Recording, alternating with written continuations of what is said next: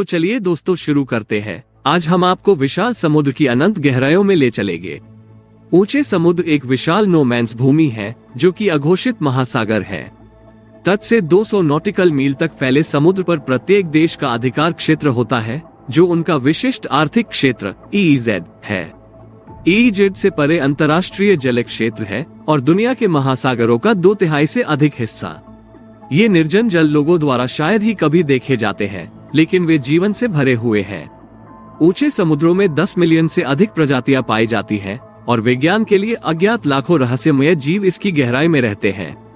यही कारण है कि मार्च 2023 से एक नई संयुक्त राष्ट्र UN संधि का उद्देश्य अशासनीय को नियंत्रित करना है, ये रेखांकित करते हुए कि कैसे दुनिया के देश सामूहिक रूप से पृथ्वी की आधी सतह को कवर करने वाले महासागर की रक्षा कर सकते हैं।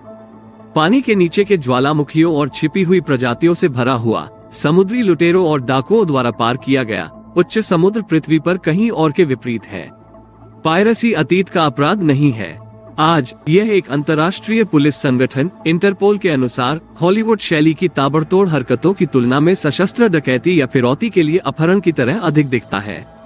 आधुनिक जमाने के समुद्री लुटेरे हर साल लाखों की फिरौती वसूलते हैं। कम सामान्यतः आधुनिक समय के समुद्री डाकू जहाजों का अपहरण करते हैं। हमारे द्वारा बनाई और बेची जाने वाली 90% से अधिक चीजें समुद्र द्वारा ले जाई जाती हैं और समुद्री डकैती तट के करीब और गहरे समुद्र दोनों में होती है। 2020 में अंतर्राष्ट्रीय समुद्री ब्यूरो को समुद्री डकैती की 195 घटनाएं दर्ज की गयी और खुले समुद्र में देखे जाने वाले अपराधी केवल समुद्री डाकू ही नहीं है। इन पानी में ड्रग्स और लोगों की तस्करी की जाती है, रसायन और अन्य प्रकार के कचरे को वहां अवैध रूप से डंप किया जाता है और मछलियों को अवैध रूप से पानी से बाहर निकाला जाता है। गहरे समुद्रों पर कुछ लुप्तप्राय कानूनों के अधिक परोपकारी उद्देश्य है। एक जहाज पर चालक दल उस देश के कानूनों का पालन करता है जिसके तहत उनका जहाज उड़ता है, जिस तरह से डच गैर लाभकारी महिला लहरें उन देशों में रहने वाली महिलाओं को गर्भपात देखभाल प्रदान करती है जहां प्रक्रिया गैर कानूनी है। पानी के नीचे की पर्वत श्रृंखलाएं, गहरी खाइयां, घाटियां और हाइड्रोथर्मल वेंट्स सभी गहरे समुद्र में पाए जाते हैं और मछली, व्हेल, कछुए और कोरल के घर हैं। और जबकि ऐसी कई प्रजातियां हैं जिनके बारे में वैज्ञानिकों को पता है कि वे ऊंचे समुद्रों में रहती हैं या प्रवास करती हैं, यहाँ जीवन काफी हद तक एक रहस्य है। माना जाता है कि समुद्र में 500,000 से 10 मिलियन प्रजातियां रहती हैं, जो लोगों के लिए अज्ञात है। वैज्ञानिकों द्वारा उच्च समुद्रों के केवल एक छोटे अंश का अध्ययन किया गया है और सबसे बड़ा रहस्य सबसे कठिन पहुंच वाले आवासों में छिपा हो सकता है। उदाहरण के लिए गहरे समुद्र में प्रवाल यहाँ आम है। दुनिया का सबसे पुराना जीवित जीव 8500 साल पुराना मूंगा अंतर्राष्ट्रीय जल में पाया जा सकता है और इनमें से कुछ अनदेखे प्रजातियों का औषधीय महत्व है। गहरे समुद्र के स्पंज में पाए जाने वाले यौगिकों का परीक्षण कैंसर और पुरानी स्वास्थ्य स्थितियों से लड़ने की उनकी क्षमता के लिए किया जा रहा है। वर्तमान में उच्च समुद्रों का 1% से भी कम संरक्षित है, लेकिन संयुक्त राष्ट्र की नई संधि देशों को सामूहिक रूप से समुद्री संरक्षित क्षेत्र MPA बनाने की अनुमति देती है, जो उच्च समुद्र के हिस्सों को ओवरफिशिंग और शिपिंग लेन से बचा सकते हैं।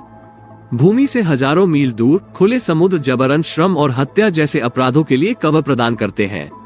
2015 में प्रकाशित एक न्यूयॉर्क टाइम्स की जांच में हिंसा, दास्तां, कठोर दंड और मजदूरों के लिए बदतर कहानियों को अक्सर मछली पकड़ने के जहाजों पर काम करने और वर्षों तक हिरासत में रखने की कहानियां सुनाई गई।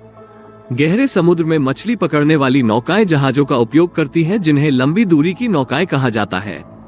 वे महीनों से लेकर सालों तक खुले समुद्र के ऊपर पाक करते हैं और जहाजों द्वारा आपूर्ति की जाती है, जो आपूर्ति करते हैं और पकड़ी गई मछलियों को उठाते हैं, जिससे पाक किए गए जहाज को निगरानी से छुपाया जा सकता है।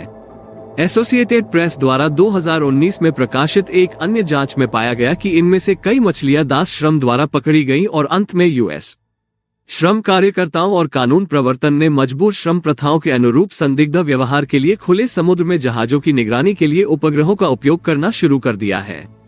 प्लैंकटन और शैवाल जैसे समुद्री जीवन उच्च समुद्रों में भारी मात्रा में कार्बन डाइऑक्साइड उत्सर्जन के भंडारण के लिए जिम्मेदार है।